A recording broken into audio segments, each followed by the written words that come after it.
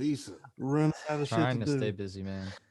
Hey, John, somebody said in the last chat that they're not going to watch your videos anymore until you do the woo pig noise. I guess they ain't gonna watch no more of my videos then. All right, guys, we are live on YouTube. What's up? Everybody say what's up. What's What's good, going people? on? What's up? What's What's up? going on? What's up? What's Sorry up? for the late What's up? start, guys. Some technical difficulties getting everything up and running here, but BARR saved the day. What page are we on, by the way? Yeah, We're on my YouTube page. Okay. Woo. All right, so let's start them off like we all have. Brandon Havrilla on YouTube. And I'm going to introduce you guys I'll get it. based on the way it shows on the stream here. So up on the top left, we have DJ BARR. What's up, DJ BARR? What's happening? Good to be back. That's it. Another Wednesday night, right? We got a lot of people Yes. looking forward to this every week. Yeah, I love this. This is fun. on YouTube. And then up in the top right, we got Cleveland Terry. How are you doing? What's going on, people? I'm happy to be here again. Appreciate you. And then bottom left, we got DJ J Book. What's good, my people? Book club in the house, baby. We got a little duo in the bottom middle. We got DJ Rick Webb. What up? and Erik. Oh, your mics work. Look at that. Hey, we fixed No, that last time. no deep voice. We fixed Dude, that we- last time, bro. We And should have then bottom right, we got Woo Pig. we should have added the going puppy to the on? thumbnail. We would have got more views. Woo pig. What's the dog's name? Hey, it's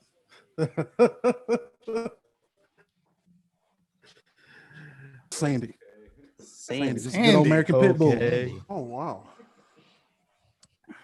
as in Sandy Brown. That's a good dog Get her name, to Sandy. smile for the camera. That's awesome. All right, cool. What we talking Goodness. about this week, fellas? We had a few topics we bounced around in that group, and then I know we had a few forbidden topics as well that me and Forbidden Erik topic. were Oh, discussing. Gotta look back at that group then. I didn't see any forbidden topics. Only the main Um, one that's been going on. And then we got some live Q&A too for the people who are joining in. We've got questions. Let me just pull this up where Erik's message was. Yeah, you can skip that. He's joking. But I just shared it to all the social media networks. Awesome. Did you guys have anything in particular you wanted to kick it off with? Besides this current event that we're all What living week in? are we in now? What Well, I will- what week of no work? in? that's a great question. What week is it? It's like I'm This is- running out of things to do. Our be last event honest. was March 7th. So we're Oh. over a month now into it. 2, I will 3. say one thing. That here, I don't know about the rest of you guys, but here, our governor has lifted half of the state from being on lockdown. He's opening up half of the state come this weekend. It won't be our half, I can tell you that much. But it's a good sign. The Good South sign is for DJs. crazy, dude. South They- is crazy, dude. We've got a little piece open now.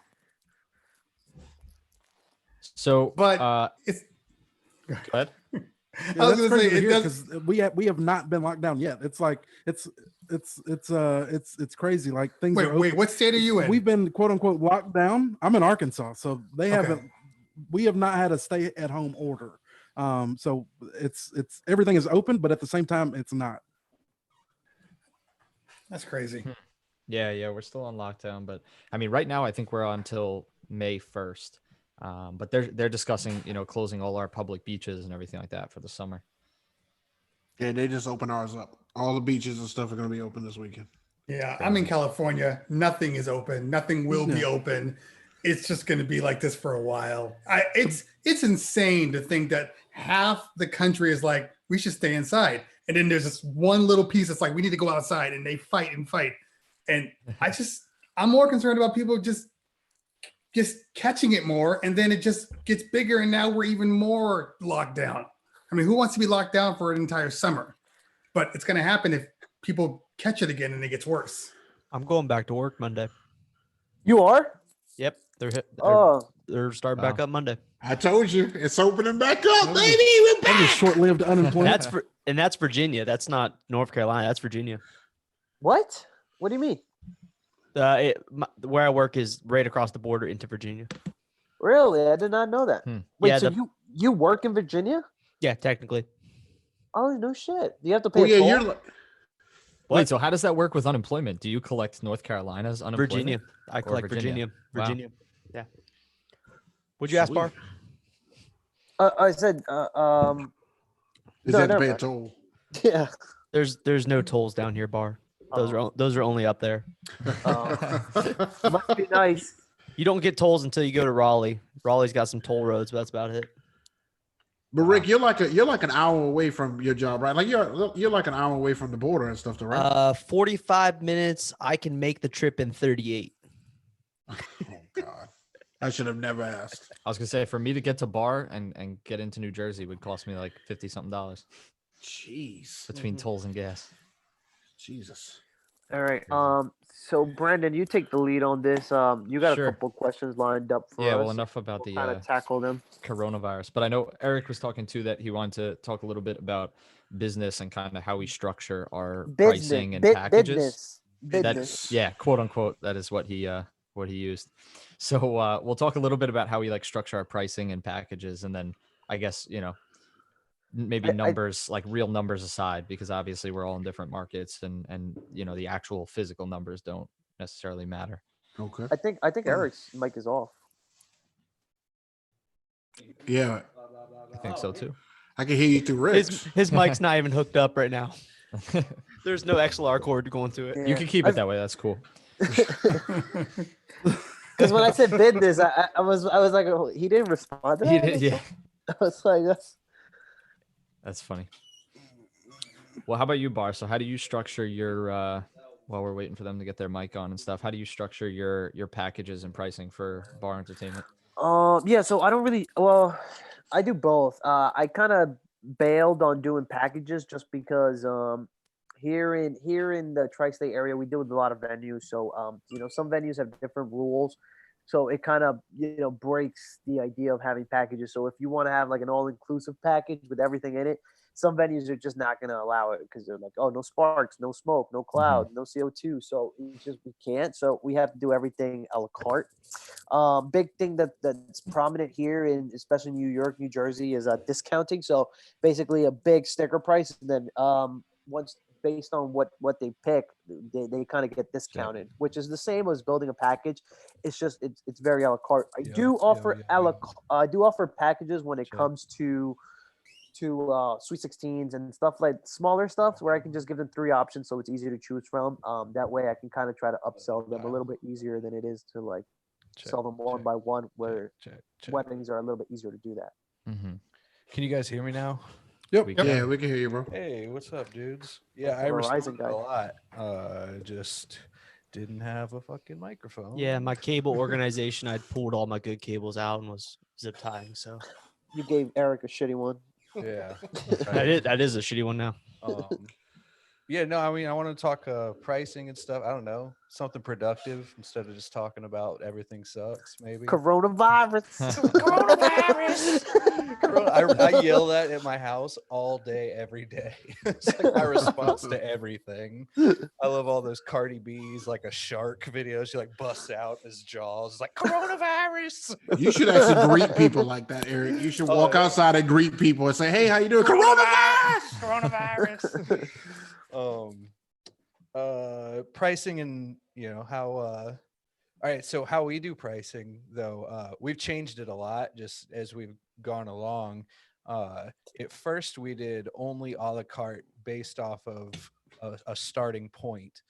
We did like a 4-hour DJ package, and then past that it was all a la carte.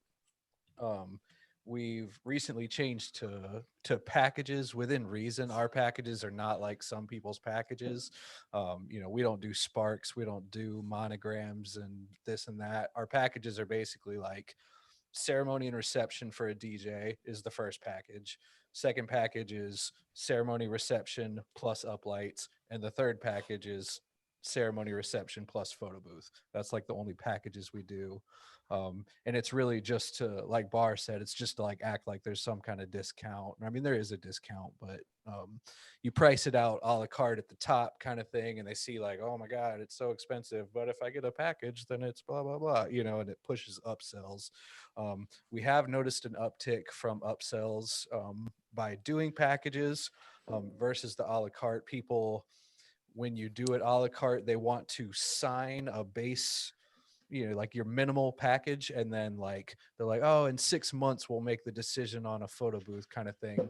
But if you do packages, they really are pushed to sign that photo booth like on signing kind of thing, and go ahead and lock that in. Because if you give them 6 months, I mean, yeah, some will pull the trigger, but you're probably losing the sale. It definitely upped our numbers to package things out like that. But we do keep it super simple, because we try and stay in our lane with our price point. Like, you know, our price point for our area is very like mid-tier. It's not like Craigslist pricing or anything like that, but it is not you know, like your premium brand. And we try and, you know, our entire branding says that. You know, we don't use super beautiful emails. You know, our website, it looks good, but within reason. We make sure to not post any pictures of, you know, like extravagant lights and stuff like that, just because we don't want people to think they're out of budget while they're looking at our promotional stuff. Now, Eric, when you do that, and like let's just say somebody asks for a monogram, and I know you say that you don't do that. Like, how does that work? Do you like contract that out? Do you ask a friend, or how does that work? I really would just be like, we don't offer that, and I may suggest it to someone. You know, like, I mean, Rick does stuff like that, but and it's usually not worth their time, because it's something as small as a monogram, and that's all they want. Because I'm going to take that uplight sale. If they want monogram and uplights, well, uplights are covered by us, you know. Okay. But then the monogram, and that's up to them. I had a couple want like confetti one time, or CO2, something like that, and that I passed on. But typically it's not worth anyone's time, and they just kind of give up on it, or they're looking for the wrong company and they just go with a totally other company, you know. All right. What about you, Rick? Oh boy. So mine's weird. Mine's kind of like a la carte. So basically, there's no packages though. It's kind of more of a custom a la carte bundle system. It's not like a strictly a la carte. It's not strictly packages, but there's like a base starting point. So like, you basically, it's laid out. The brochure is laid out as in like, first step, pick your DJ, and with your DJ is going to come 1 hour of cocktail and 4 hours of reception, or 5 hours in total, basically.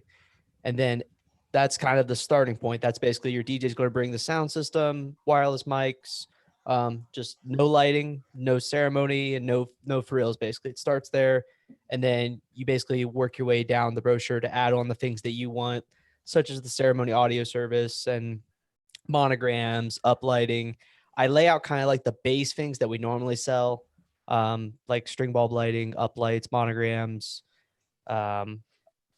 What else is there? I can't remember. I'd have to look at my brochure. There's two forms of party lights. So they have basically just the simple wash party lighting, and then there's the two totems with movers party lighting, basically. But there's kind of like a bundles thing right before they start getting into the ceremony and the additional stuff. It starts off with kind of like a bundle thing that explains, if you hit these dollar amounts in your bundle, you're going to get a discount. And I don't put a percentage out there. I just kind of put like, if you hit $1,000, we're going to give you a $50 discount. If you hit 1,500, we're going to give you $150 off, etc. Just down through there. So it's kind of more of a bundling scheme. And I'm kind of different from Eric, because I actually, off the get-go, I kind of want them to either just choose a DJ and add the ceremony and leave the additional stuff for later. I always kind of try and force them into doing like a lighting venue visit demo. So I like to go out to the venues and bring a couple uplights, bring bring a monogram, some of the stuff that we sell, and shoot it off in their venue. And 9 times out of 10, they buy it. But I kind of wait until that 1 to 3 months out to try and push them to do that stuff. Because normally about that time is when they actually have their budget figured out in terms of what they have left, or if they're already over budget and they want to go through, and they've already been to a lot more weddings. They're a lot more in depth into what they want and what they need. That's kind of the way I do it. J Book. Mine is more along the package line. I mean, it's easier to sell somebody all in one and get it all at one time than it is for me to sell, a la carte.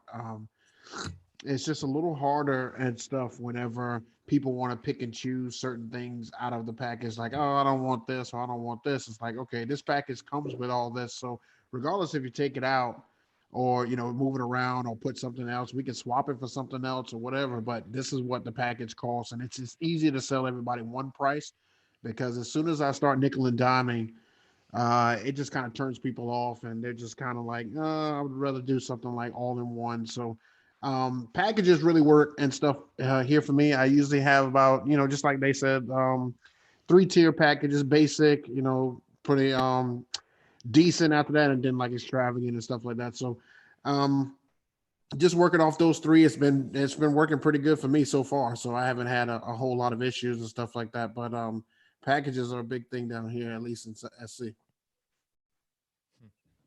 Cleveland Tyree, what about you?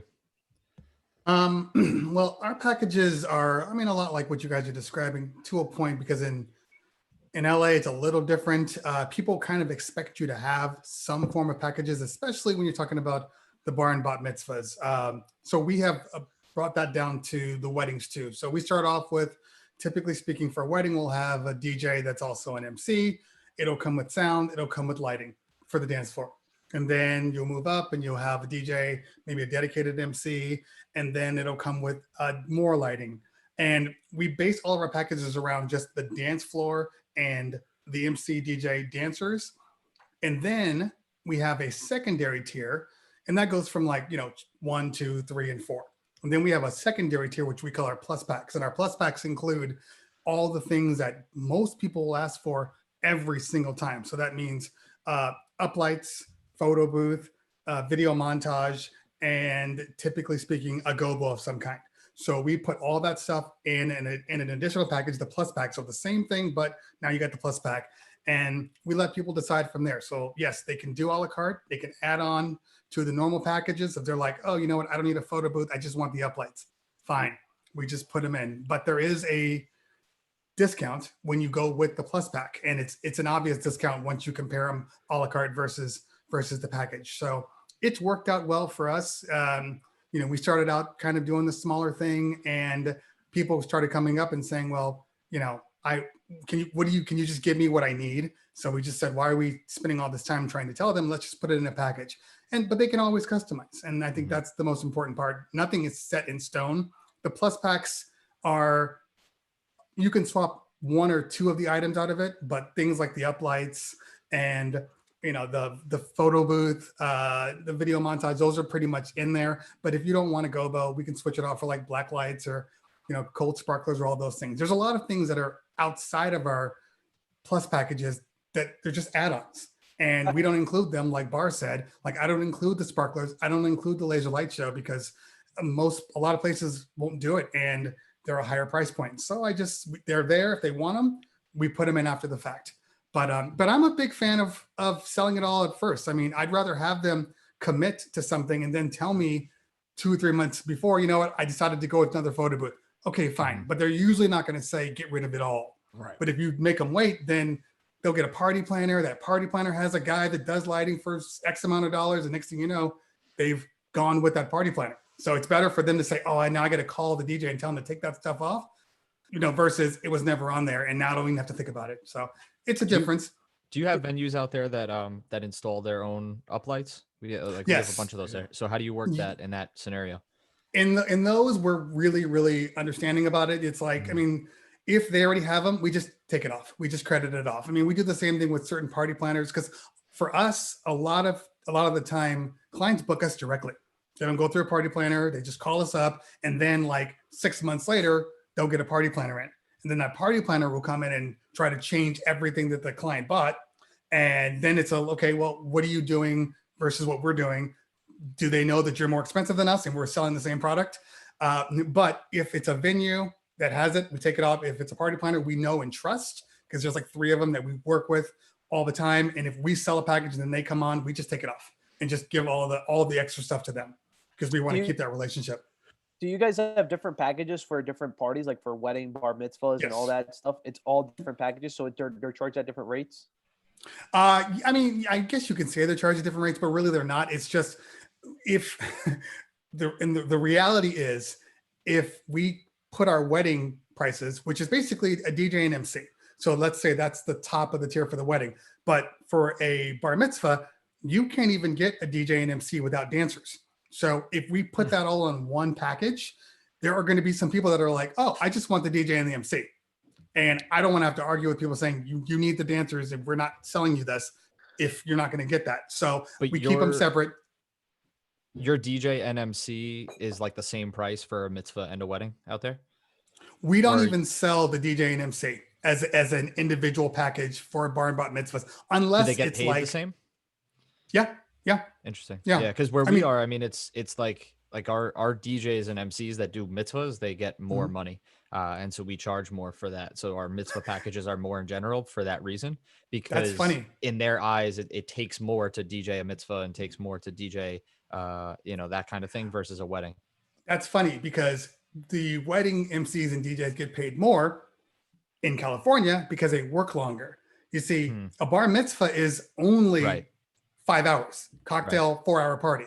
But a wedding is always 1 hour cocktail and then like 5-hour party. Too. Exactly. So they're there for like 8 or 9 hours just because. So we have to pay them more because of that. But bar mitzvah, I mean, at least in California, I mean, it's like a machine, and I'm sure the same thing is in New York and Florida. And people just know what they're going to get. They know there's that 1 hour cocktail. They know it's that 4-hour party. And then that's it. They don't expect anymore, unless you move over to like Persian parties and Israeli parties. They'll try to go long as they can. But just your standard, typical Jewish bar mitzvah, 5 hours maximum. And that's what it says in our contracts. We actually say 1 hour of cocktail and then up to 4 hours of entertainment, because we didn't want that gray area where they're like, well, my party's only 3 hours, so you should charge less. It's like, nope, it's up to this amount of time. So if you go up to it, we're good. If not, it's still the same price. DJ Wilpig, how about you? Because you have your entertainment side, but then production too. Yeah, so I assume they're kind of separate.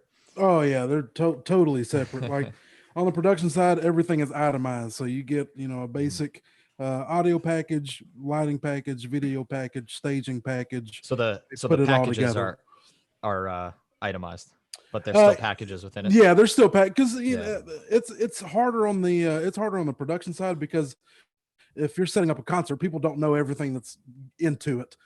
So I can say this is your audio package, and it's going to cover a certain amount of people.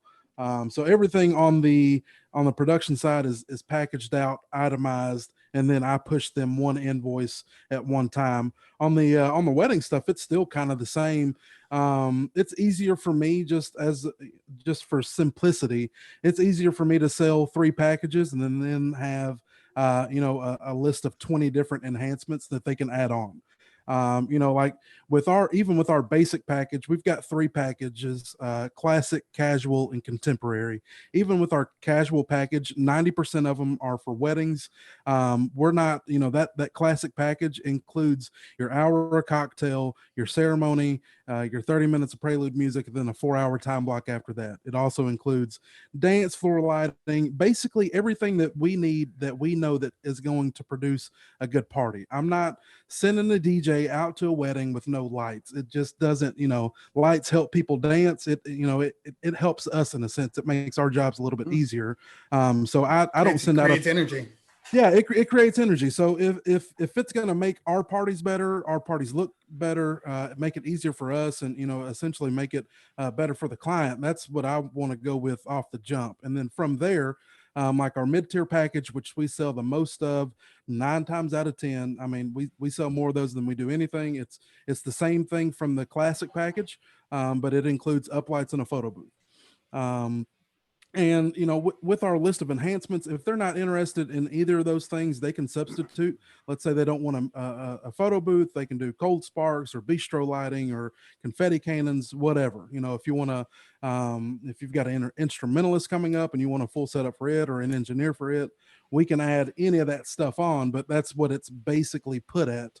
And then our like kind of top of the line package, it's basically all the same thing. Instead of a regular photo booth, you get the mirror photo booth, and then you get cold sparks. How is that mirror photo booth going for you guys? It's awesome. It's a bitch to move around. It's huge.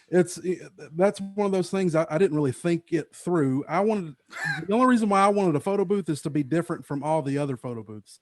I didn't want the traditional open air or the selfie station, which I kind of, I've kind of contradicted myself because I just bought a selfie station right at the first of the year, because the mirror photo booth is such a pain to get from point A to point B, which is why I have, we've got a company van, because none of my guys can fit the photo booth in their vehicle or in their truck and have room for other things. So it's done well. It's out, 2 or 3 weekends out of the month.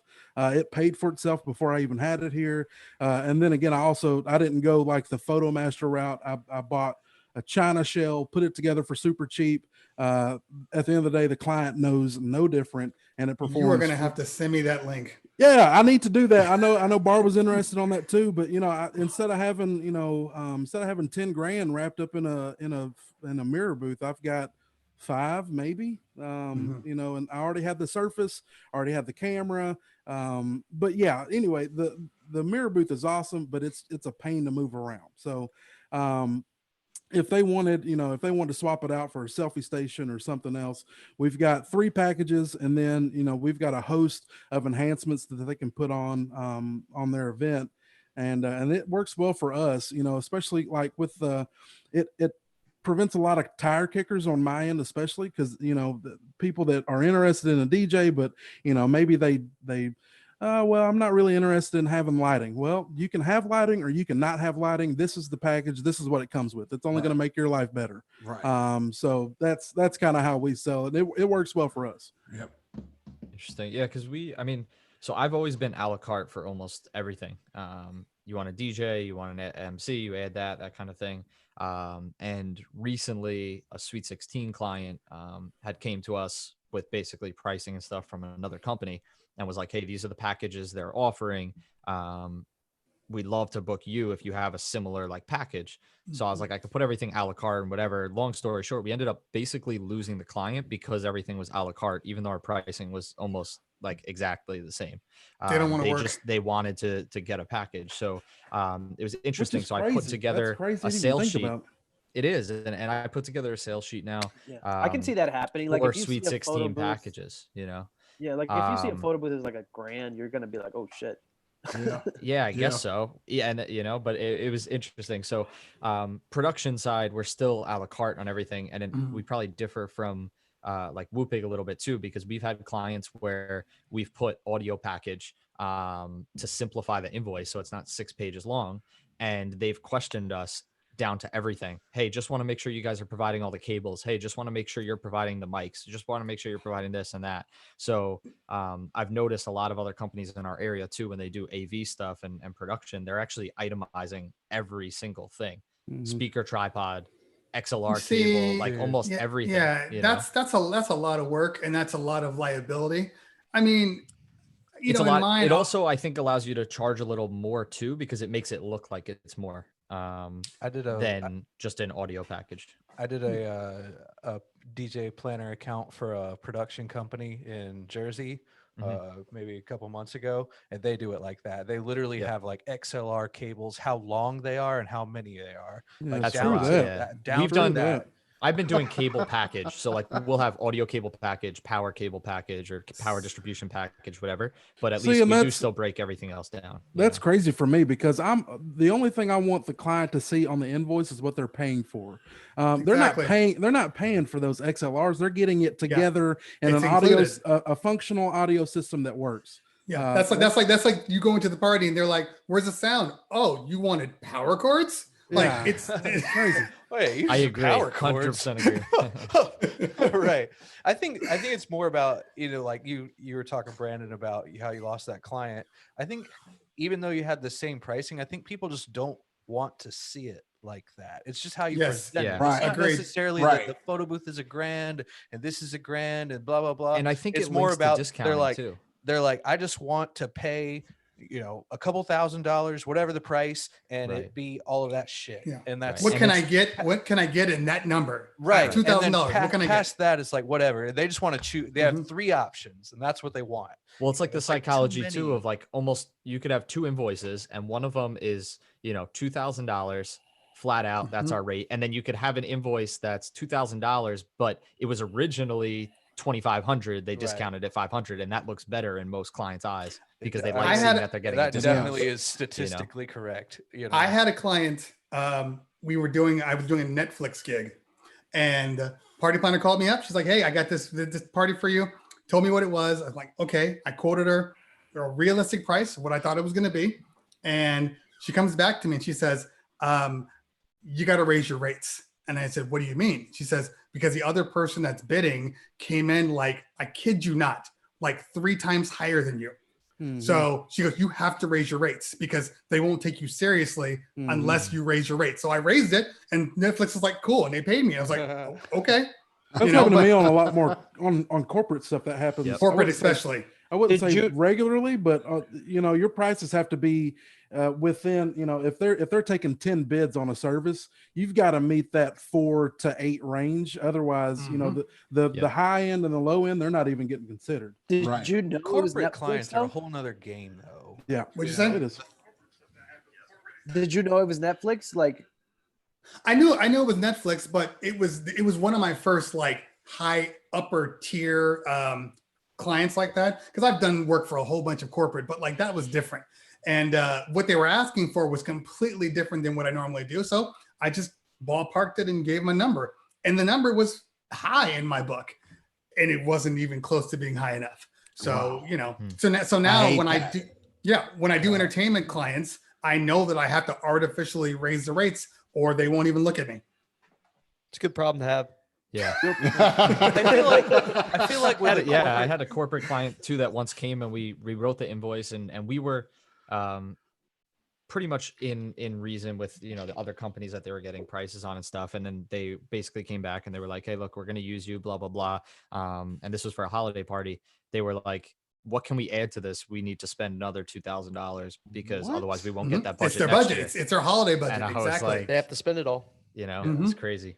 Oh my but God. like with the Tax DJs write-off. too. Yeah, exactly. that's exactly what it is. With like the DJ side too, like I was saying though, I mean like our mitzvah DJs and MCs and dancers here and stuff, they do get more, and there's like a big reflection difference. Like, so most people starting packages for like a wedding here that say is $1,800 for just a basic DJ and MC, people will sell that for $2,800 for a mitzvah. It's like, and that doesn't include anything else, just because it's a bar mitzvah.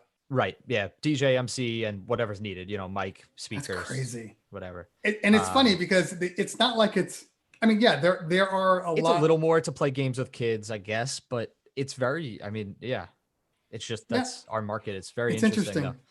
Yeah.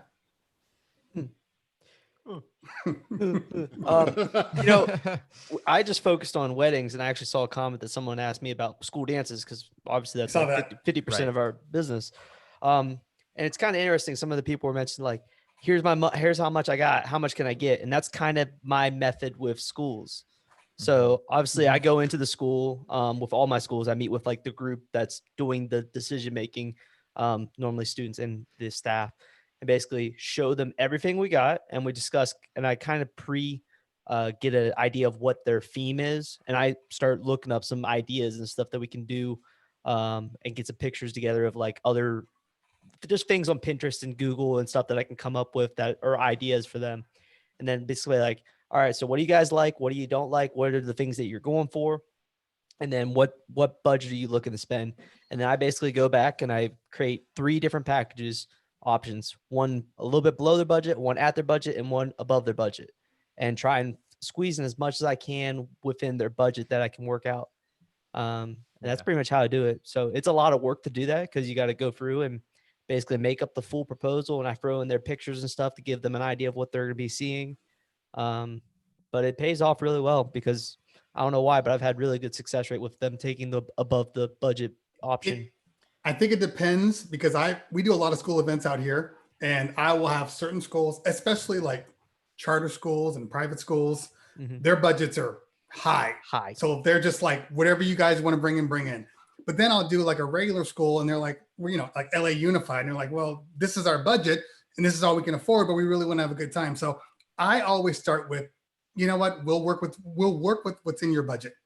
And I kind of let them dictate what it's going to be. And if you tell me it's a school party and it's an hour long and it's this, I'm not going to stress over that. But if you tell me it's this 4 or 5 hour thing, that's a whole different animal altogether.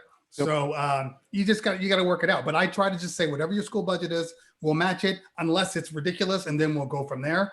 But it tends to work. You know where your high price ones are and where your low price ones. And for us, especially for weddings, it's different. But we do a lot of bar mitzvahs, so we kind of have to be in these schools. So there's certain schools that are like, you know, a high Jewish demographic, and the schools know it. The principals know it. So they'll just slash the rates. It's like, look, this is all we're paying for the DJ, and you're going to like it because you know of all this opportunity. So we have to eat some events because of that. But it pays around because we get them when they're 13. So yeah, a lot of our school events are we go for that like package route, and a lot of our school contracts are obviously like repeat clients too. So what I've tried to show them and stress to them is like literally the school accounts we have spend more with us every year at the same event, because we've tried to show them that, look, by having us here and by bringing in maybe a photo booth or a truss arch or whatever it is going to, you know,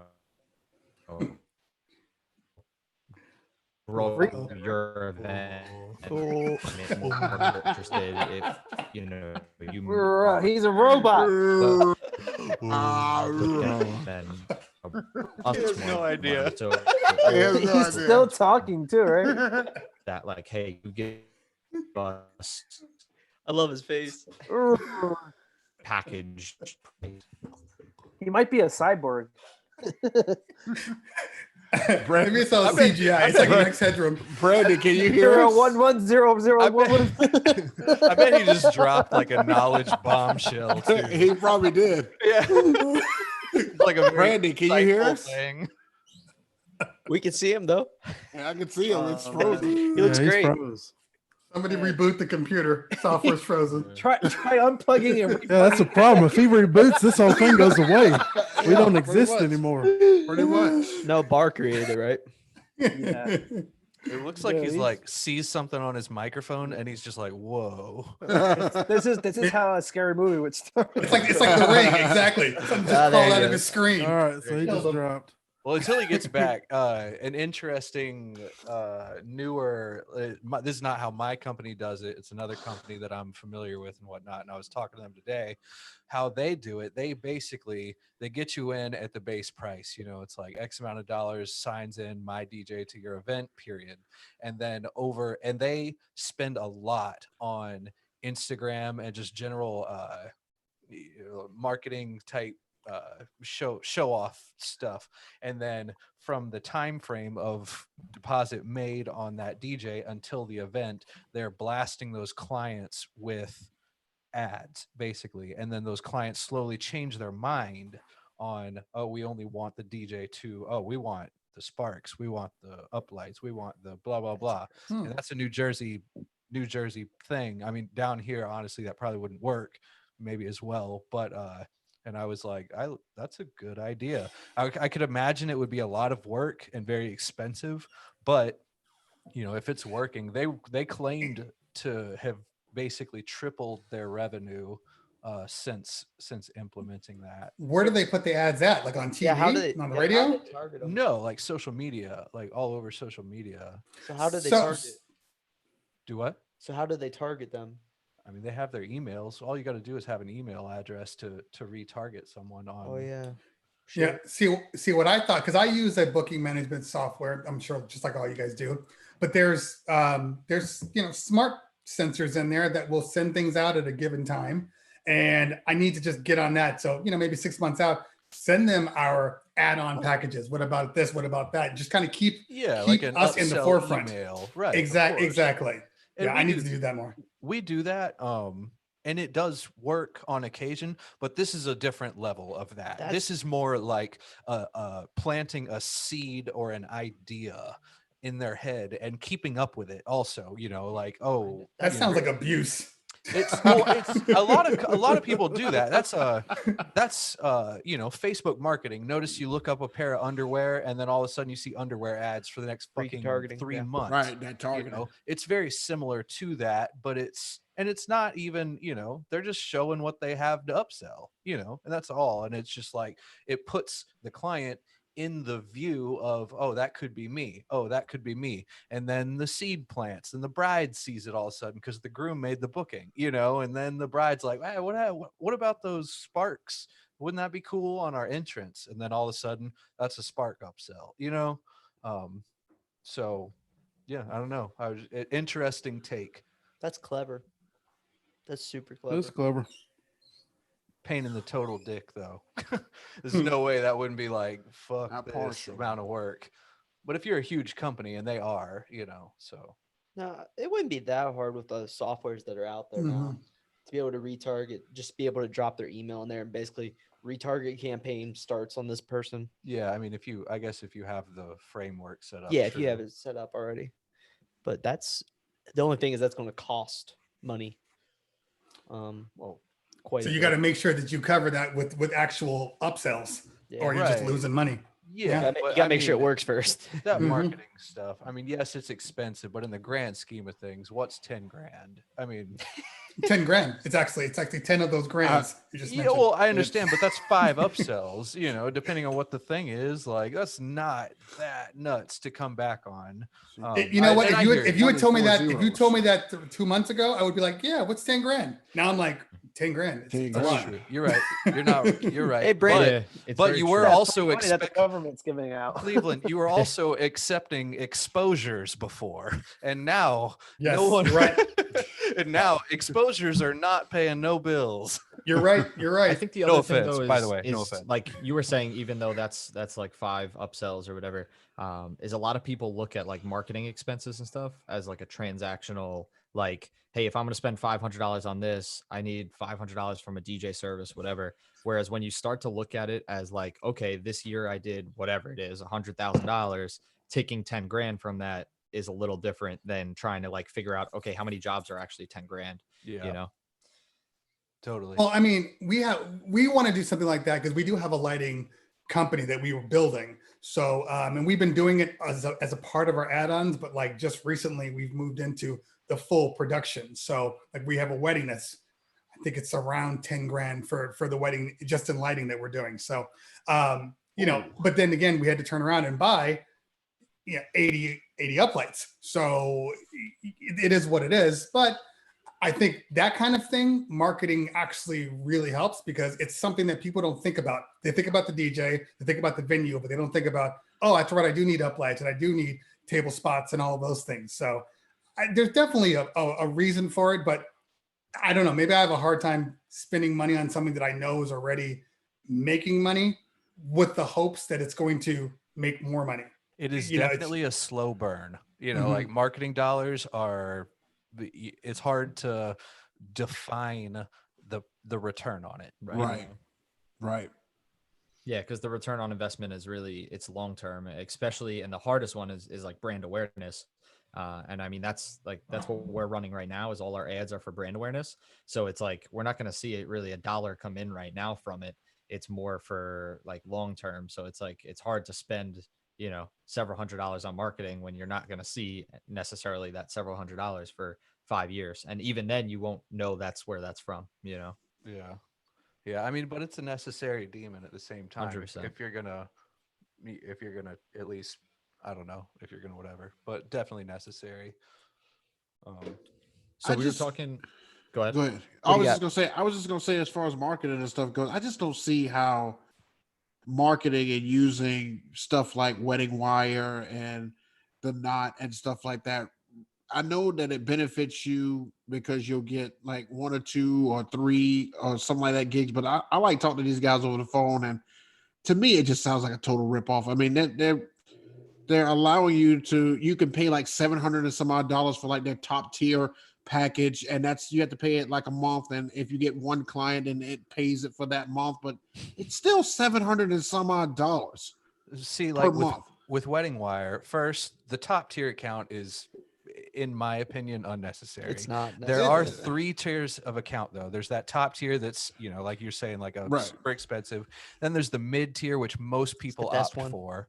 And it's, I think it's 170, 200 a month, Right. depending on your area, which is what we do. And then same deal with the Knot. It's about that price. And then there's a super cheap one. I'm not sure, but you're like 10 pages back kind of deal. So you don't want Right. that one. Yeah, And the- it's Right. cheap. It's like $80 maybe. It's but like pro. basically with a client, and this is my opinion, I don't know this for fact, but I would assume a client, they're like, oh, they hear of or they see you on, or they come across your website. Let's say they Right. came across dowkevents.com. Well, then they're going to Google Dowk Events.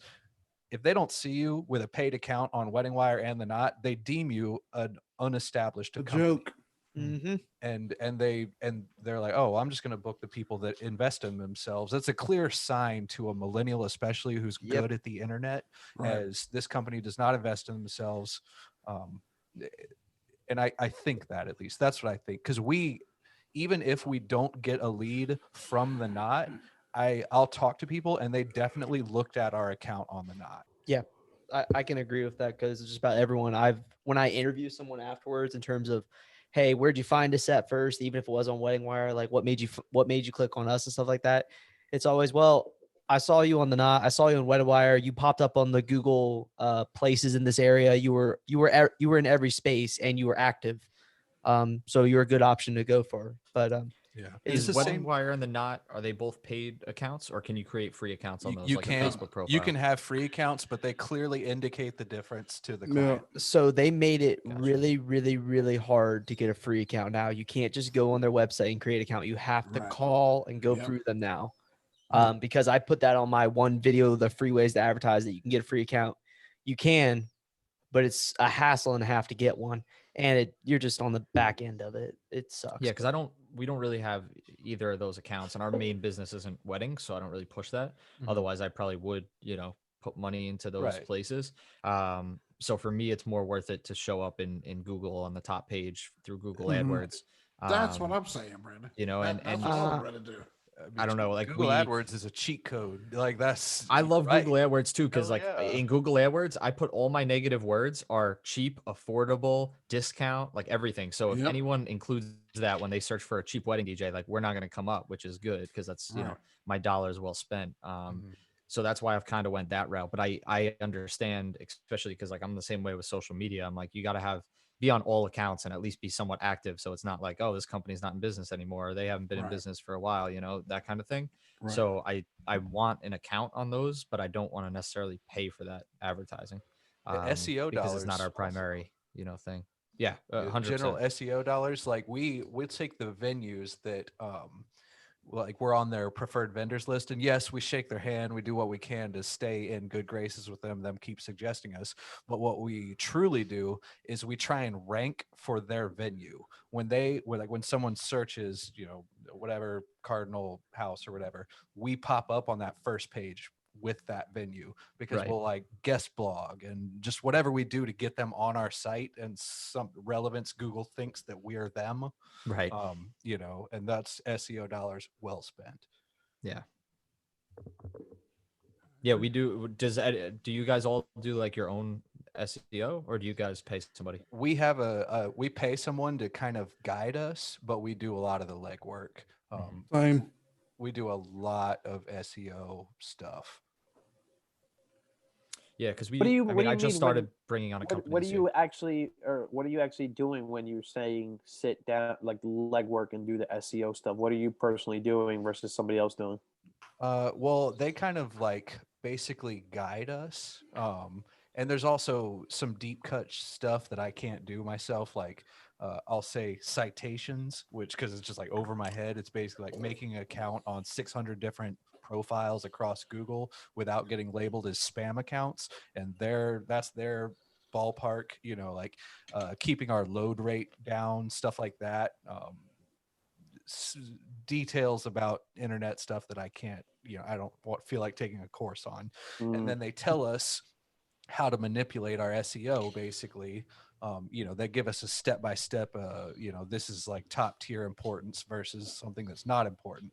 Someone like me who didn't know anything, I would have thought, oh, I just need my website to be super fast and to write Greensboro, which is where I'm from, all over it. That would be my thought process. And they're, you know, like over here, like, all right, pump the brakes. Here's what we need to do. And they're the ones that told me how to start ranking for these venues. They were like, Yeah. you know, they were like, who books first along the line? I was like, a venue, obvious. And he's like, all right, well, we need to start ranking for venues then. And he was like, who books you the most? I was like, these 5 venues. And so he like broke down the legwork that we need to do, kind of thing. And there's a lot on top of that too, like your H1 tags and your yeah, alt tags on your photos. There's a lot of like internal stuff, and that stuff can kind of be done by, you know, all of us.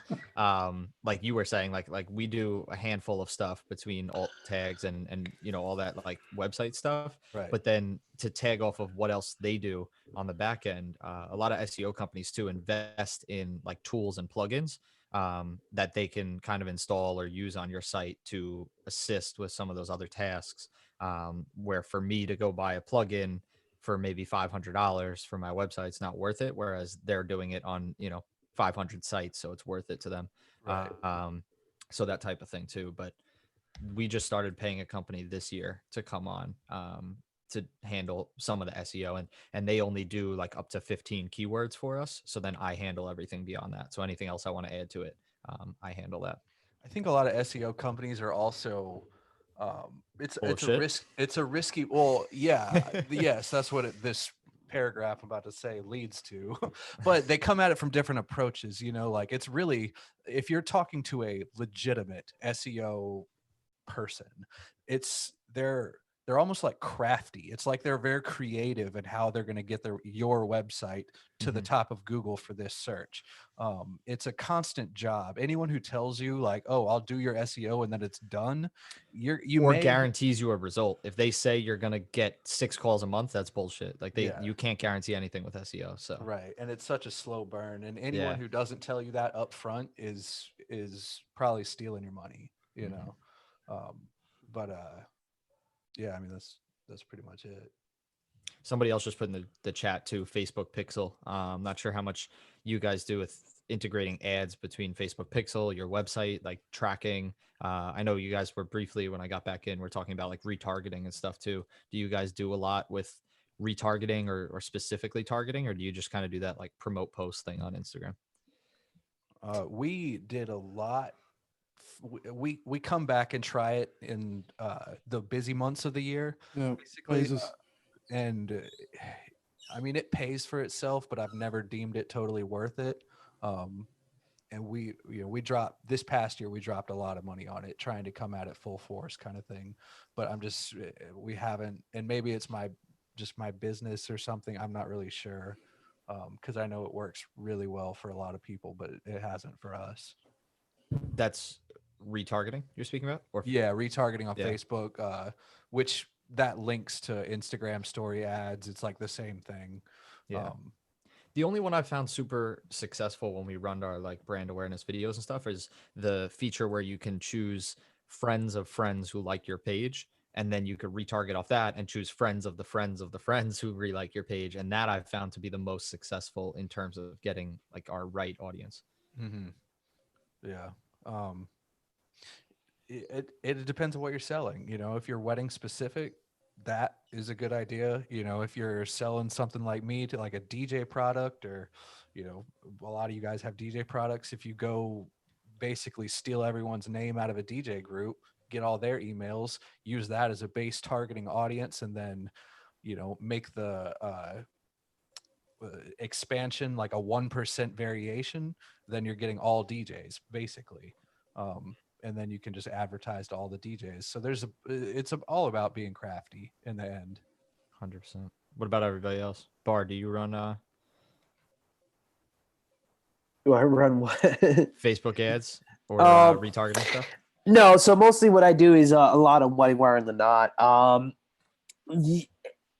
With those websites though, it's a lot of being the sales guy, because they'll give you the leads, but they won't tell you how to close them. So a lot of people who say, "Oh, it doesn't work," it's just you have to be able to sell. If you can't sell, then you're just wasting your money, because basically what they're going to do is they're going to give you an email, phone number, and then you figure it out more or less. If you don't know how to move people through the sales process, then it is going to be a waste of money. Leads are very valuable. That's why, you know, there's like a saying that goes in sales is like, he who controls the leads controls the business, which is just like try to get as many leads, and eventually, you know, what they're saying is the more leads you have, the more possibilities it is to turn into more money. And then that's how I view it. I just try to get as many leads as possible, just try to move them through my personal sales process and just book what I can. But I don't do much social media stuff. A lot of my social media stuff is organic by just posting content. You do that? You post content? Yeah. I Something. post a lot. A little. A little bit. Sometimes, Facebook, I decide to post stuff. We don't actually do a lot of it. I mean, my partner is the one that handles kind of all the advertisements, but I know it's mostly social media reposts, occasional Facebooks. We just found that for us, it just wasn't giving us any more leads than like a Yelp would, you know? So, I mean, strangely enough, Yelp probably pulls in the most leads from just, you know, people off the street than any other. That's popular in California, man. I have never heard anyone say that in my life. Never. Me either. In California, everybody uses Yelp. I talked to a lot of DJs in California. They're all about that Yelp. Yelp is huge crazy. there. That's crazy. Yeah. It's crazy. Yelp is just as bad though. I mean, wedding wire, all these things you're talking about, all the money you have to spend. Yelp, they're like gangsters out here because they know they're the only game in town. And I mean, we obviously we stopped paying for a moment, but every time we put some more, because it's all like credits with Yelp. You know, you put enough and you buy into it. They will put you in ads as much as possible. You'll show up on other DJs' pages underneath. And then you get to your certain tier and they're like, okay, you've reached it. Give us more money. But it does the job. You know, my only issue with any of those is a lot of time is the people that come from them are looking for deals. So the moment I find out they're from Yelp, I'm like, oh, okay. I already got to drop all my prices, not drop them down, but I got to remove these higher tier ones. They're not going to get them. That's how I felt about Facebook leads. You know, Yeah. Oh yeah, So, definitely Facebook leads. is where the lead comes from. That's a price point. You know, It is. like Dude, funny story I about know how many Facebook leads. more. I had a $200 off coupon, and the lady thought it was like $200 for a DJ package. She was like, "How many hours for $200?" And dude, she like snapped at me on the phone. She was like, "That's not what your marketing says. You're a liar." She was. I'm like, "It says $200 off. What are you talking about?" After that happened, I just bailed on fucking Facebook ads, dude.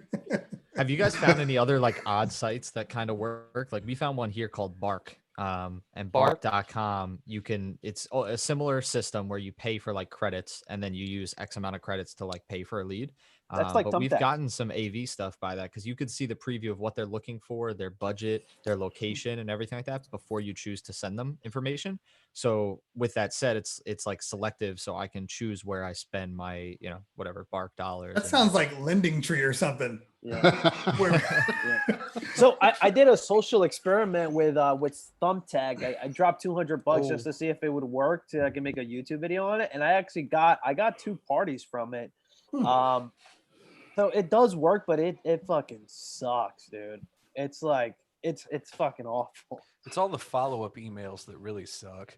Yeah. They never leave you alone once Yeah. you give them your fucking Yeah, email. and it essentially puts you in a bidding war with like the bottom of the barrel. So it's like, you know, you're bidding for like somebody's $50.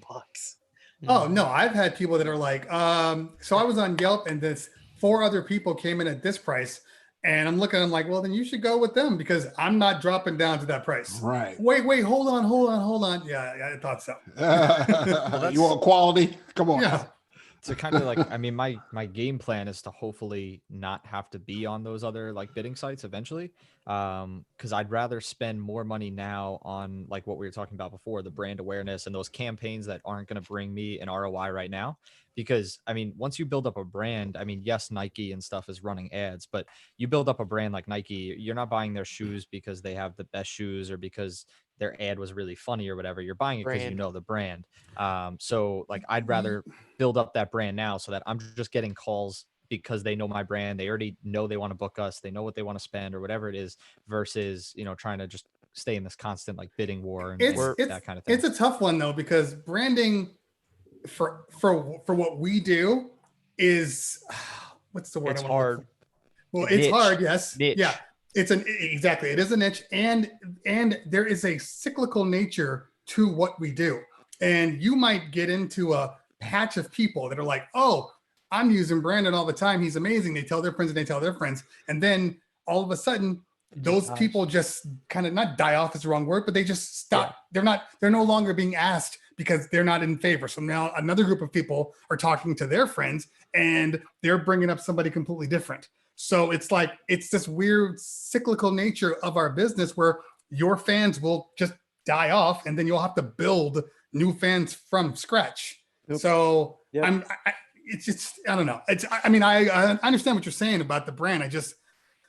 Our brand is huge in LA, but there are pockets where it literally just dead. Nobody's even heard of us before. Yeah.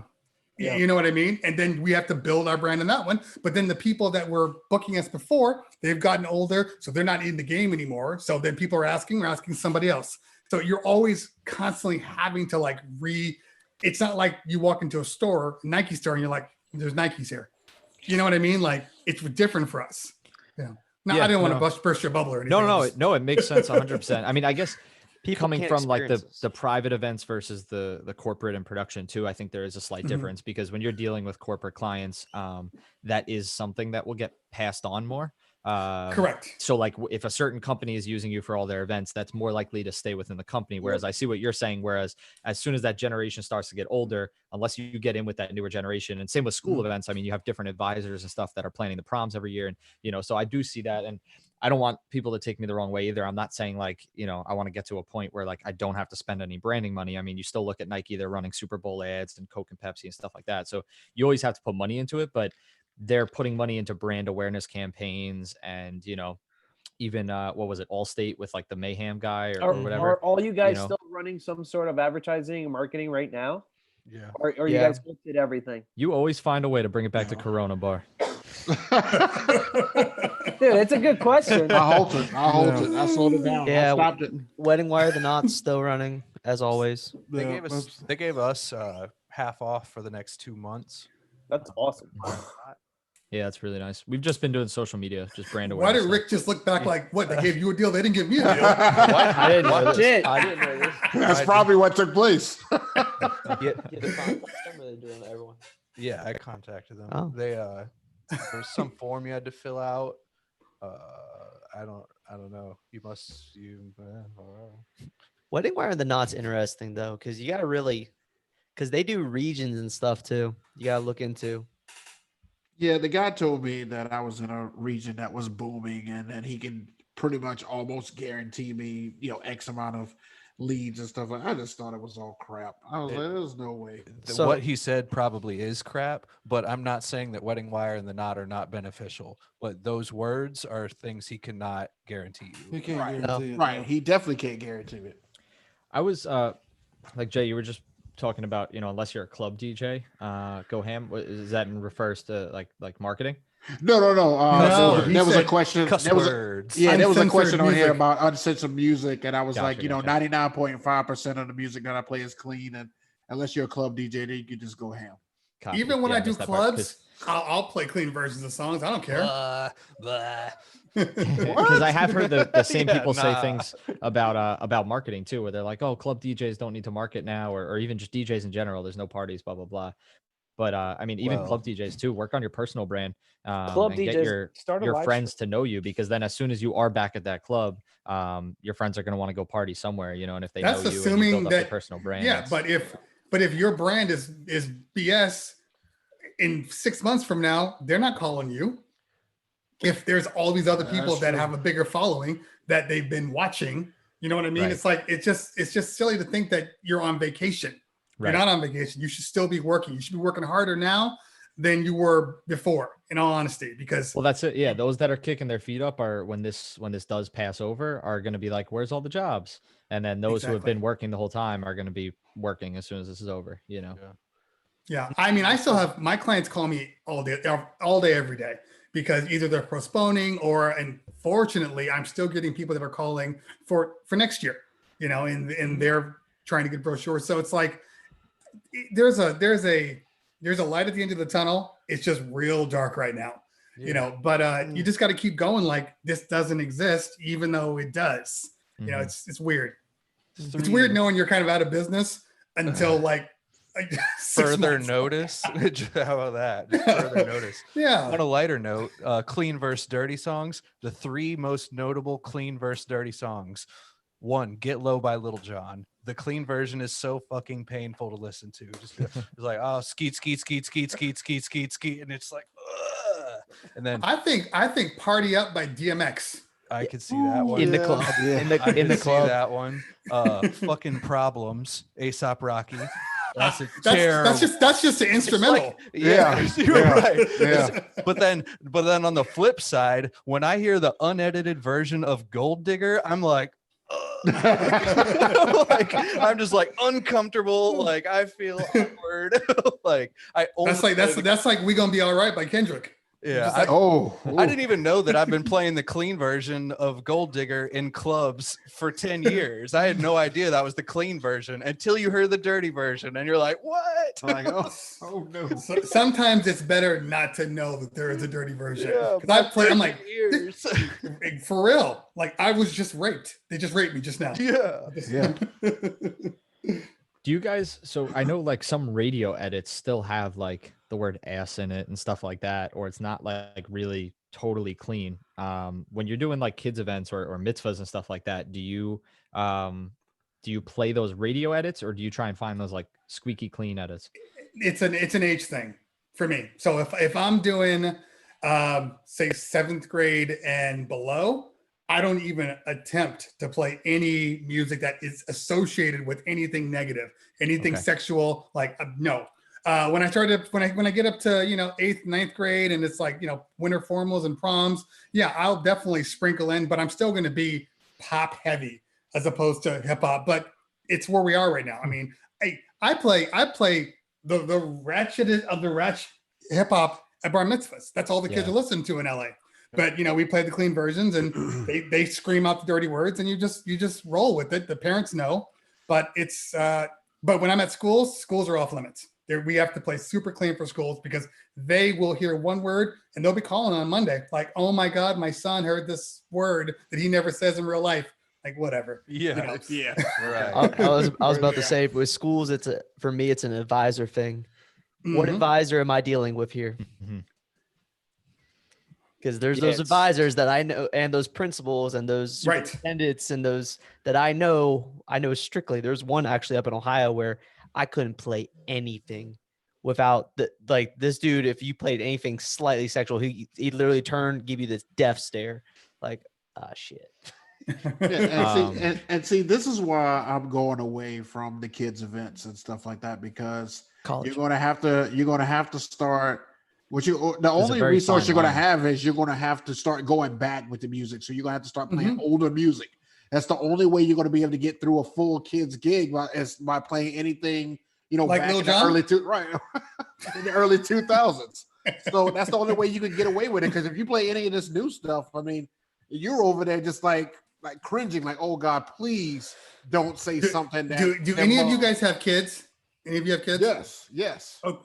Okay, so for people who have kids, it's real easy to step into their shoes because as a parent, you can be like, I don't want my kid listening to that. So it makes it easier. It's like going to the Disneyland and then you take your kid to like this ride. You're like, oh, I used to love this ride. And you're sitting there like, oh my God, this is horrible. And your kid's yelling. You have to treat it like that with music. You have to treat it like what would you do with your own kids?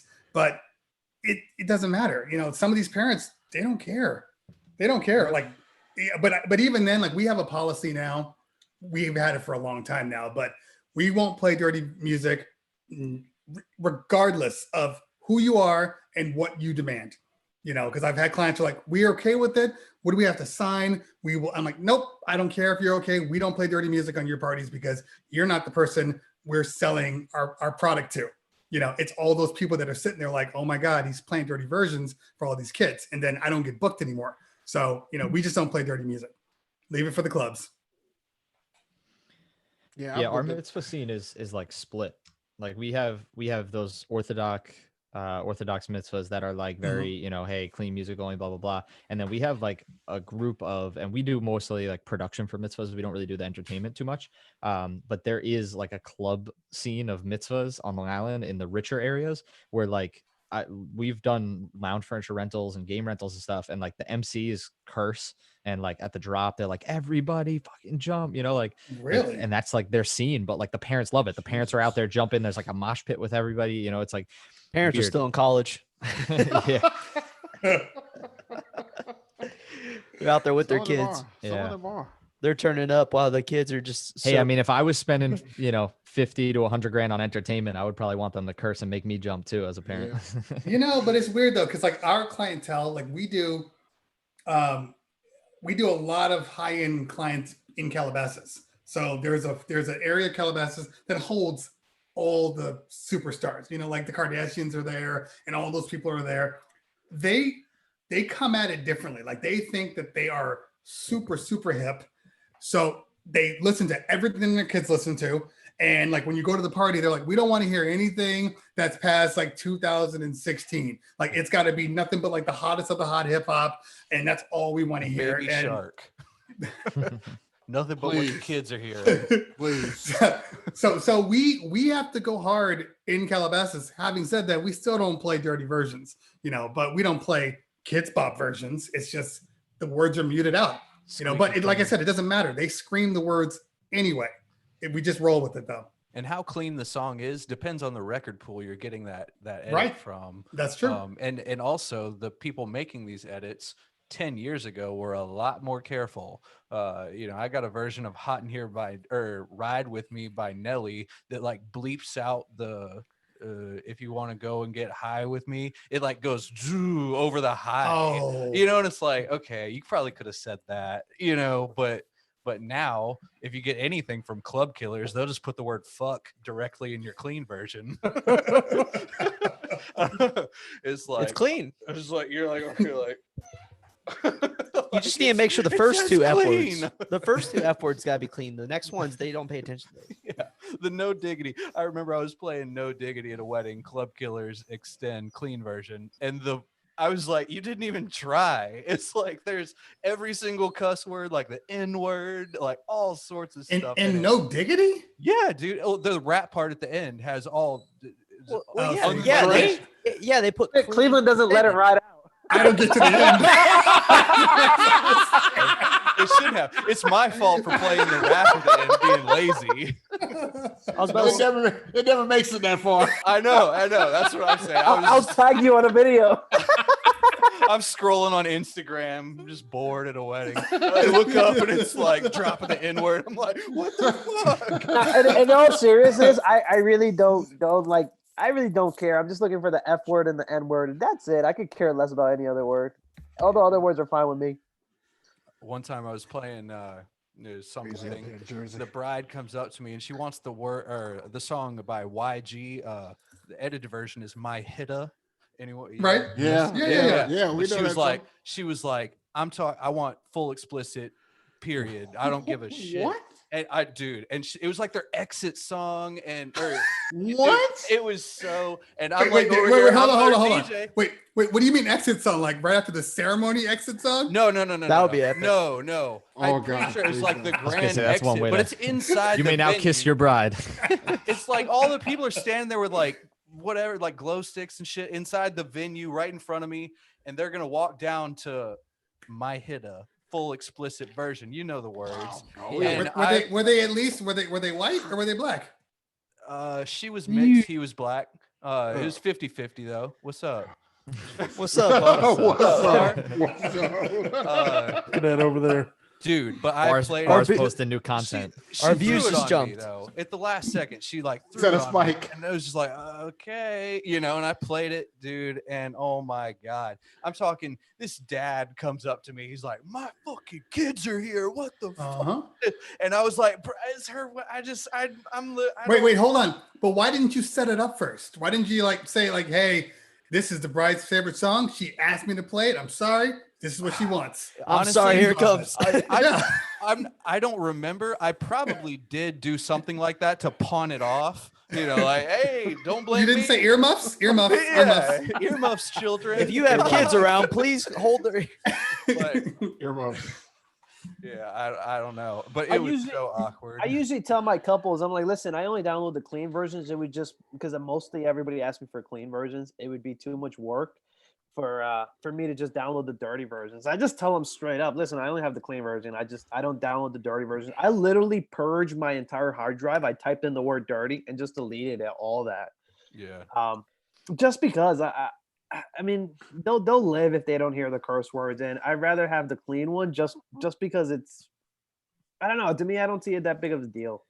Wait, so BARR, you got rid of all your club music? Like, Yeah, you what I deleted did, it? what I did is I backed up my hard drive one day, and I was like, now would be a good time to purge since I already have a copy. So I had my hard drive, and I'm like, all right, from now on, I'm only going to download the clean versions because before I used to download the clean and dirty version, but then hard drive space became at a premium. So I'm like, all right, I don't want to have every single song in the world. So I literally I made a backup of my hard drive as it was at that point of time.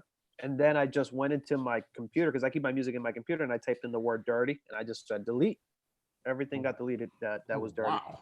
On the flip Yeah, but side, what- if you do college events, Yes. they don't want to hear a damn clean Yeah, version. Right. I know, No, but you're right. they honestly won't care because if it's like a real care. hype dirty song, Well, no, they'll care. They They won't care. care if one or two songs are clean if the rest of them are dirty. But if it's all clean, They they hate have you. problems. Yeah. They hate you. I've literally had to flip songs middle of it at a bar DJing. Just like it turns on, it's the clean version. I start getting mixed looks. I'm like, oh shit, I need the dirty version. Sync them up real quick in the headphones, flip it over. We're good to go. That's weird. Yeah. It's Those so college parties are crazy. I keep thinking about downloading dirty versions only and then going in and then just using Making Serato them clean. Flip and making clean versions of them. But That's that hard, way you man. could save space. that's so much work. Yeah, it I know. is. I know. tell you- I know. You miss all the cuss words. You like press the reverse button right know. before it- I was about to and say you, the like, censor miss button. it. It's like fuck. Damn, I missed that one.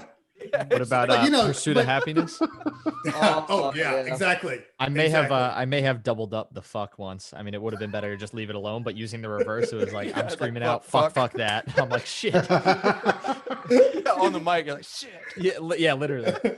It's crazy. Well, I know we're getting near like an hour and a half. But there was one other question here. Someone was asking, worst wedding and why. Oh my god. Maybe we'll put a spin on that. Worst event and why. God. I've been actually thinking about uploading a video because I have a video of where my fucking Serato froze mid bride and dad dance. Fucking just crapped out on me middle of their dance. It was fucking horrible. And then at that same wedding, I had the bridal party came to me. They were like, oh, the best man isn't here because he was deployed and he couldn't make it. So we want to do a speech for him. So I'm like, all right, fuck, who's giving the speech? I let one of the people from the bridal party give a speech, and then the bride and groom chew me out. They're like, why did you add an extra speech that we didn't approve? And I'm just like, oh my fucking God. Wow. It was just everything was so fucking horrible. And on top of that, you know when like something bad happens, you're just worried about the next bad. Yeah. So coming off that event, I had a fucking photo booth go down on me on my last event. So I refunded $1,000. I was like, fuck, all right. Next event, I'm like totally on fucking edge. And that shit happens with the fucking, we're like, all right, everything's gonna go great. High hopes. And the fucking, not only does the fucking song stop in the middle of the worst possible time. I guess worst would have been first dance. And then we fucking had that whole extra speech situation. So now I'm never fucking let anybody do a speech. I didn't see that video, Bar. I didn't see that video. That's because I don't know if I should upload it. I don't know if I should upload it because I don't know if it's gonna come back to bite me. You know, you mentioned that you were gonna post that video in one of your videos, and like one of the top comments on like every video following was like, "We want Serato fail. We want Serato fail." I remember looking at it. Yeah. Probably because you had a Mac. I mean. Oh. Hey, you know, on a weird note, the fact that happened, I call this dude crazy. It's Ray, but he literally, when he does the first dance, father, daughter, mother, son, he has his iPad plugged into another line, the RCA, right? And he presses play at the same time on both of them. So that if the computer fails, he flips on the iPad and it's playing somewhat in the same area, and it's crisis avoided to keep going. Because that's smart. Because he had that happen to him once. Who does this? Ray, it's a local guy here, but that happened to him once. It crashed on him. Work. So I know a lot of guys that ruin at your least wedding. go into internal mode. This way they can't hit a button or move the volume by accident. But I guarantee BARR, after having that happen, doing something like that is something that like you would do every time just because you don't want that panic again. That's like why he does it. I call him crazy, but here's what would happen. Like even with my situation, it was like I was down for 30 seconds and then I was able to get it right back. It was just awkward. So even if I had a backup, for me to like kind of just get my bearings together, because you have to understand when you're in the moment, your heart just sinks. You're like, all right, you just have to like troubleshoot as fast as you can. Okay, let me check. I still have sound. Let me check. You have to like troubleshoot on the fly. So I was able to get something back in 30 seconds, but there's always going to be like 5 minutes. Even if you have something happen, like you're gonna need some time to react. Dude, it does feel like 5 minutes, even though it's a few seconds. It because feels every eye in that. Everybody's looking at you. I had a song for the father-daughter dance, and the song wouldn't play in Serato for whatever reason. It just because you got it off of YouTube. No, I didn't get it off of YouTube, Terry. But the song wouldn't play, and I hit the play button, and we were just frozen there, and all eyes were on me, and I'm like, oh my gosh, like I have to get this fixed immediately. So luckily I had the same song in my older program. I pulled up the program. It took like maybe 45 seconds, but I was able to fire up, play the song, and we went on. But it's you guys don't where do you keep your music? You don't keep it in like iTunes, or is it all outside of Serato, like in its own folders? Mine's all on iTunes. Yeah, me too. Mine is in folders. I have mine in folders. Do you use iMatch, Cleveland, Terry? No, definitely not. I heard too many bad things about it, so I didn't even think about it. I've had that for years now, where like my main laptop is iTunes matched to my other laptop, which is to my iPad, which is to my iPod, and it all syncs across. But yes, there are some songs that it happens to.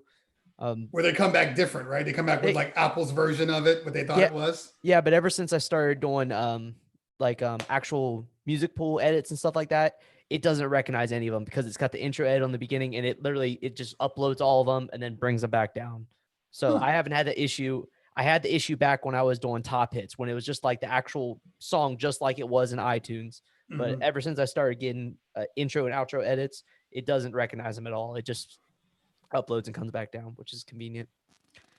I will have to do like a major backup before I would even attempt to try something like that. I'm gun shy now.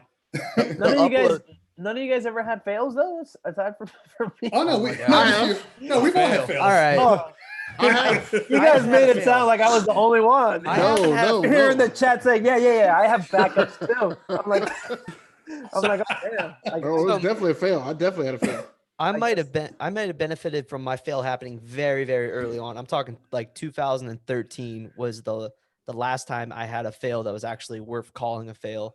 And I was using a computer that overheated if it didn't have a laptop fan on it. So on a budget, that's because you're using a Windows. Oh, I had two. Ooh. I had Harbinger speakers at the time, just to throw that out there. 2 Harbinger speakers and a JBL Eon sub. So, yeah. But yeah, my computer overheated. It was slightly outdoors, and I had to switch over to my iPad, and I was literally down for 5 minutes because I had to find the cables. But luckily, it was after first dance and all that. It was actually just open dancing portion, but it was a low key event. Everyone was wearing jeans, t-shirts, and nothing formal. Beginner style weddings for a couple $100. Yeah. I had the only like fail or freeze I really had was that interrupted the actual party was we were doing a Sweet 16 and I was rocking my new MacBook. It was the first event that I was using it on, a new 16-inch or whatever. I'm like, well, this thing's a beast. It should be totally fine with Serato, right? So I'm running it. We're more than 3/4 of the way through the party. Dance floor is popping. We're doing great. And all of a sudden my Serato like freezes, like it sometimes does, but then usually after like 2 seconds, it catches back up to itself.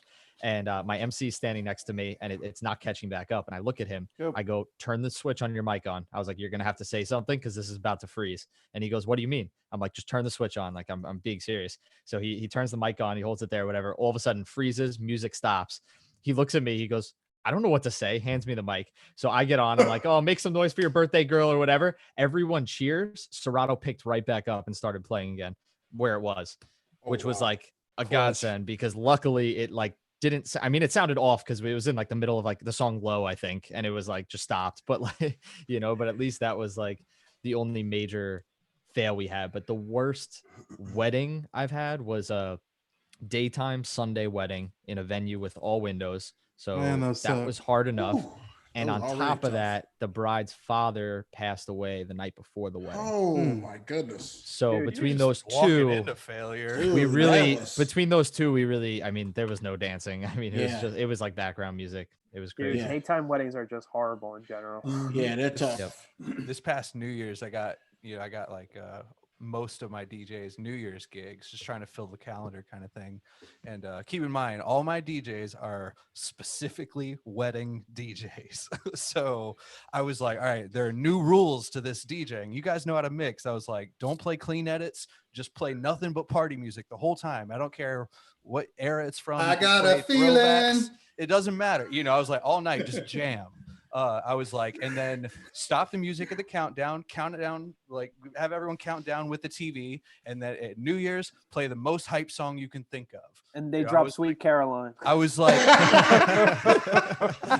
like jump around, turn down for what, just whatever the fuck you play, just most hype song you think of.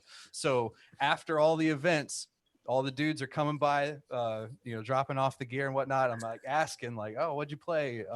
And like a lot of them played like My Own Worst Enemy is fine, whatever. And this one comes and I was like, so what'd you play? And she's like, man, it wasn't so good. She's like, my computer ended up freezing. And I was like, that's fucking terrible. She's like, but at least I got to play the hype song, like we did the countdown and then played for maybe a minute or two and then it froze and I had to restart it real quick, whatever. And I was like, well, that's what you get for using a Windows. But I was like, well, what song did you play? And she's like telling me about it. Like, oh, we did the countdown. And then I dropped All About That Bass by Meghan Trainor. And I was like, you did like, why? What? Like, and this is this year. Like this is like 6 years later. He might be the reason for this year being downhill. I literally was like, you mean to tell me that All About That Bass, which is a song I forgot existed, is the most hype song you could have thought of? I was like, maybe it was a remix. Maybe it was like super club killer remix. It's just like a sorority party, man. She just heard it in the car on the way there. I'm all about that bass. It was a bunch of big booty chicks. Like That's all I it was so like, I will never get you a New Year's gig again. Like, oh my god, it was funny. That was shitty. I didn't play the All That Sing song, whatever, the Happy New Year song. I didn't play that one year, and I didn't get that gig back next year. Kind of important. Yeah, a little bit. just a little bit.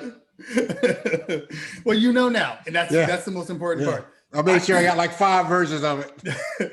Now, I don't really remember the last time I had a true fail, just because I've been just in it so long. Probably personally, and I still remember to this day, I was doing a wedding. And I had the list of names, and we had gone over the list. And then that day, like right before, the party planner comes up and says, "Oh, we need to add this person to it. That's not on the list." So I said, "Okay." And then I put them on. And as I was reading, they had switched the order because they were in another room. I couldn't see them. So basically, I brought out mom and dad, the host and hostess, to the bride and groom's names. And then as they came out, they're like, that's them. So then I had to re-say it again. And it was awkward. But that was probably the only fail where I was like, oh, that was on me. I really should have known that and checked to be sure. Speaking of New Year's, the worst New Year's that my company has ever had happened this year. We had 4 New Year's parties. I sent another crew to this one high-end country club. And it was a group of, like 70-year-olds and 20-year-olds. It was just a family country club. And so I send the people, and right off the bat, the client calls me. Where's my MC? I'm like, what do you mean? He's there. Oh no, this guy says that he is not the MC and he doesn't know what I'm talking about. And he didn't even know there was a band. He didn't know that there was a horn player or a sax player or blah, blah, blah. And I'm like, no, he knew all this. It's in the notes. We go through all this stuff. He knows exactly what's going on. And she's like, well, he doesn't know. And now I'm concerned. I knew this was going to happen. And I feel like I'm getting screwed over. So I said, don't worry about it. I will now send you another MC. Just got on the phone, called my guys. I'm like, whoever's available, I need you to get over there right now. And so I sent him over. And he's like, I'm here. We're good. They start going. About an hour later, I'm getting text messages from the client.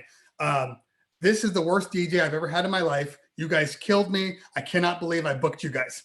So now I'm like, what the hell is going on? This is weird. So, but at that point, I'm doing my own party. It's like, I can't do any more about this. I'm like, well, I'll just talk to her tomorrow. So I emailed the guy. I'm like, dude, you need to send me your playlist. You need to send me everything immediately. So when I call this lady, I know what the hell's going on. And so I grab his playlist, and it's normal stuff. It's like party music. And I'm like, okay, I don't see anything really wrong with this. So I called the client. I'm like, so what happened? I don't understand. I'm looking at the playlist. It looks fine. She's like, no, you don't understand. I had like 300 people, and 200 of those people were like 75 years old and above. And they didn't play anything for the old people at all. So the old people complained the entire night. And by the time they were playing, they're playing for kids, but there were no kids around. So we actually, not only did we potentially lose that party, I had to give back like all the money on New Year's, which was already a lot to begin with. So that's probably the worst one we've had. And it wasn't, and I always call it worse when it's not out of your control, because that's something that the DJ should have known. Look around. Hey, look, we got all these old people. I should probably play some Frank Sinatra. Like, that's just common sense. But, he'd rather play Get Low. So nice. Yeah. Oof. Yeah. I am a fan of the song Get Low. Just I do like that song.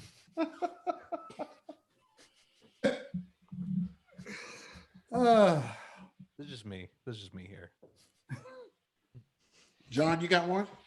I mean, I don't have anything that I can just think of right off the bat. I mean, a lot of our fails like happen at the expense of the client. Like, we're in the deep South. It's 110 degrees out here, 100% humidity out during the summer. And they have a Saturday afternoon wedding outside, no cover. And it's like high-end clients. So everybody's in tuxedos and dresses. And then, grandpa passes out. I've had pastors pass out at the altar. Like, as far as equipment and stuff goes, we've been lucky. We haven't had anything significant happen in a while. I have had DJs show up to events without their hard drives, or clients calling in a frantic, hey, where's my DJ? And I call them, they're like, well, I'm here. I don't know what's up. And it turns out they never seen them, or because they never say hello to the people when they get there. They go to the bathroom, they change. Just go, yep. Then they go straight to setting up, and it's one of those. It's like, hey, if you're here, I shouldn't be getting a text from the bride, where's the DJ? It's like, you introduce yourself to someone so they know that you're here. But yeah, we've been fortunate. We haven't had anything pop off in probably a couple of years now. You know, knock on wood. Whenever we get back to work, they're all going to be train wrecks. But you know, we've been. By the way, just quick question: is that a comforter? Is that a 420 comforter? No, that my wife's favorite color is green, and her grandmother knitted that Terry. I'm in the spare bedroom of my house. That's all we got. Yeah, They were just decorating for the holiday. Waking and baking. Right. That's hilarious. I thought that too. I was like, are those leaves? No, that's parallelograms, as they call them. I don't know. Green. Terrible. Oh God. Guys, I hate to cut it short, but I gotta get off of here. Y'all have a good evening. You got something to do? It's not that short. What's that? Do I have something to do? Yeah, my wife is pregnant and she turns into an angry person when she doesn't get fed. So that's what I got. That's interesting. Yeah. I bet All right, his wife guys. isn't even pregnant. He just wants to get off. Hey, John, is that why you were drinking earlier when we first saw you? No, man, it's like this is my medicine. I gotta stay sane. Hey, It's Question though, I think all of us, maybe with the exception of Terry, all of us were planning on going to Mobile Beat. Is that or not Mobile Beat? DJ Expo. Yep. Is that still happening for everybody? Or how do There's y'all, no way that's happening. you don't think so? It's still happening. You It'll think still happen. so? What? It's in August. It'll still happen. Somebody I actually think somebody 2020 put is a, canceled. somebody put You a know what? question You're about probably that for a right, while. though. Bar, I'm don't do stuck in that. California. I'm stuck in California, so I just assume that everything's going to be shut down all the way through. But everywhere else apparently doesn't care. There's no coronavirus everywhere else, so do what you do. If it's on, The West John, Coast. if it's on, I'm there. If it's on, I'm there. Yeah, I actually have my mask wanted to and go this year. gloves. That was actually on my list. I was like, it's in August. I can probably swing that, but now I'm like, No, it's not. I feel like I after think- this is over, I'll never skip another convention again. Like I'm Well, just actually, before everybody leaves, I saw that in there, and they asked, when you go to these conventions, are you going to still talk to people, touch people, be close, or is it going to be different now? I think it depends. No. still how it touching opens everyone. up, I'm you gonna know? I touch mean, I think everyone. DJ Expo this year, at the very least, I think is going to have to change some things up if they do still happen. Like the conference rooms, Sanitizers everywhere. the conference Yeah. and the rooms with the stages, like those chairs are going to probably be 6 feet apart, like that kind of thing, and they're going to have to be more careful. And I think people are still going to be wearing masks in August too. To be honest, I mean, I just ordered a pack of we just ordered custom masks with our logo pattern and stuff Smart. on them because I think Send me that link. people are going to be reading that for a For while. real. So Yeah. yeah. Branding is key. No, so, and I was like, if we're out setting up events, even when this does pick back up, if people are still wearing masks, at least my guys can wear them in style. And I can't even me get, that link, dude. it's going to be like I will, yeah. 110 degrees, and we're going to be in masks. That's going to be so damn hot. Yeah. Oh, hey, BARR, quick question. As far as DJ Mobile Beat, how does it compare size-wise to NAMM? Every does show, not. it does not. Every show is kind of whack once you go to NAMM. It's just you can't compare Okay. NAMM to anything. But also keep in mind that NAMM is also the biggest conference in that big ass building. Right. There's no other conference that can fill that building. So it's just in general, NAMM is on a whole nother level. Okay. NAMM encompasses all of Right. the music, entertainment industry. space, concerts, everything. I need to Mobile Beat is just the DJs. So just take the DJ ID sharing group, and that's basically it. Oh boy. On that note, I'm out. See y'all. Do the after show. Sweet. Well, I think we'll wrap I'm just up there, right? Any last minute thoughts? I think that's it. Stay healthy, guys. Yes, I'll for real. send you guys BARR. I'll send you the link. It's PB backdrops though. He does custom backdrops and stuff, but he's printing custom. Just custom throw it in that Oh. Facebook link. Throw it in the Yep. Facebook one we were talking about. Yeah, Yeah, How, we'll how do. much is it? So it's a minimum order of 20, which for the 20 of them worked out to $170 shipped. So That's- it's That's about not bad. it's about $8.50 a mask for a custom mask, which is not That's awful. pretty They're good. reusable. you might see them with DJ Life clothing very shortly. Is it iron on or is it sewn the logo? How I is think it it's placed? direct printed. Okay. Probably dye probably. sublimation or something. But Mhm. yeah, they have pictures on their site, and the ear straps are adjustable. It's got one of those like black Perfect. adjustable things on it. It's antibacterial fabric and rewashable, reusable. Or What's whatever. the So I was like, turnaround "Oh." on that? So he told me 4 to 7 days production time That's and not bad. another 4 days shipping or so from China. That's nothing. So Is I there ordered a a few days ago. filtration? It says it is. I don't know if they have the exact like number specs on there, but it says Okay. it is. So, Yeah, drop that in the link, definitely. but Yeah. yeah, I'll put the link in that group for sure. And there's some other people making custom ones too, like one-offs, but these are like a minimum order of 20 because they're coming from China and they're getting printed and stuff. So, but I got half and half. So I got half with like black with our logo repeated and half with red with our logo repeated. So I guess you could change it up if you wanted some custom ones too. So. Go. So Sweet. Well, thank you everyone for tuning in. Make right, sure you guys. guys check out all our YouTube channels and Instagram and stuff. Thank Yes, you guys absolutely. for joining us, and we'll see if we can come up with some questions for the next one besides Who's running the coronavirus. next? Who's running the next week? you are. You or Jay. You or Jay. Either me Yeah. or you. You or TT. Jay. All right. Oh, it's going to be like a real panel, man. Flip a I'm gonna coin. be. I got some serious questions for you people. Oh boy. Oh, Ooh.